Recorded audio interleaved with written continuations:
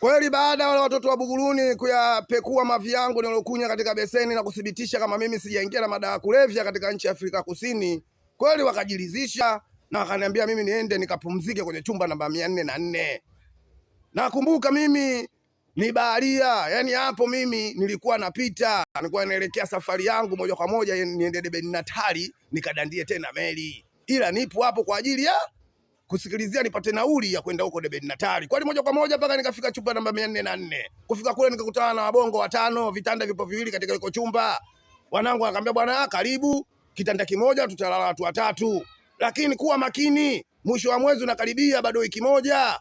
Kuna watemi hao wa South Africa, watemi wa Kizulu wanaitwa Manduna.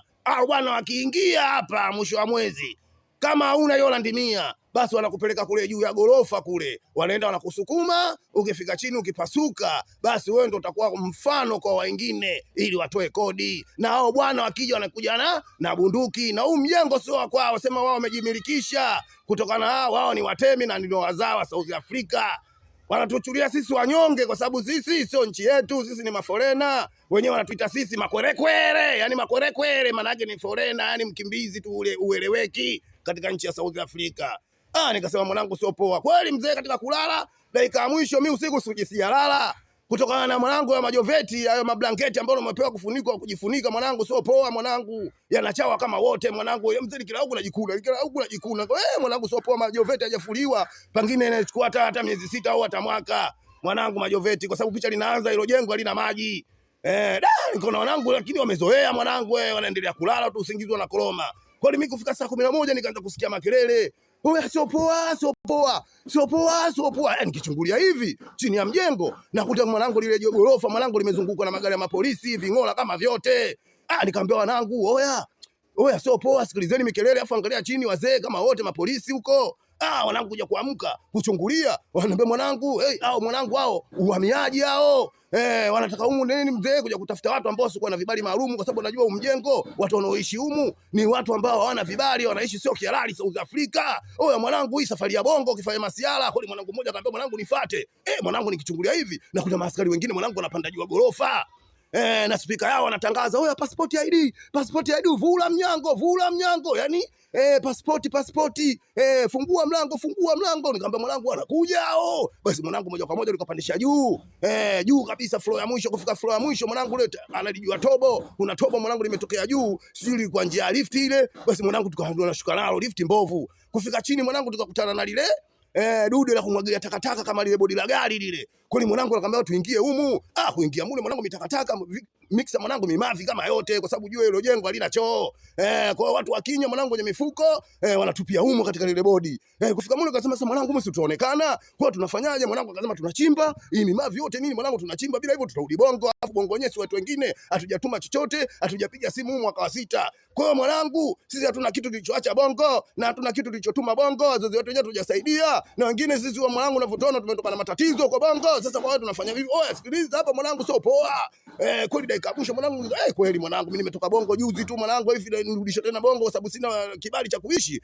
Kweli mwanangu nikafukua mwanangu mimavi mwanangu, nikaanza kujipigilia katika ile mitakataka na mimavi. Kweli mwanangu nikasikilizia. Dakika zangu mwanangu nasikia maaskari mwanangu.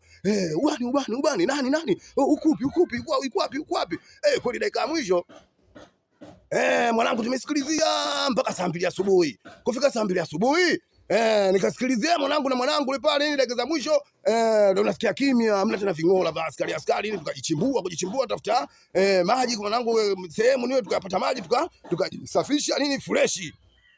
Kweli katika kutoka nini, katika kupandisha katika mjengo wetu katika ile chumba na mabacho tunakaa, dakika mwisho mwanangu tukapata taarifa, mwanangu sio poa, wenenu 3 wamekamatwa, washapelekwa kituo cha polisi. Huko kituo cha polisi wanapelekwa Lindenda, wanasubiria dege la kurudisha bongo. Na vile vile huko ndani mwanangu sio poa, watu wengine wamekufa, watu wengine mwanangu wamevunjika miguu, kuna watu wengine mwanangu wamevunjika viuno katika kujitetea ile, ili mradi wasikamatwe wasirudishwe katika nchi zao, kwa sababu hilo jengo mwanangu anakaa raia wa nchi tofauti, Mozambiki, Malawi, Tanzania, nchi tofauti ambao wote hawana vibali wanaoishi humo.